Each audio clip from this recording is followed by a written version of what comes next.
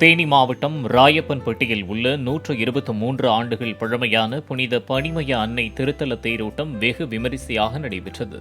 Theni MP தங்க தமிழ்ச்செல்வன், கிறிஸ்தவ தேவாலயங்களின் பேராயர்கள், பங்கு தந்தைகள் உட்பட ஏராளமானோர் நிகழ்ச்சியில் கலந்து கொண்டனர். அன்னையே வாழ்க என்ற முழக்கங்களுடன் தேரை வடம் பிடித்து இழுத்தனர்.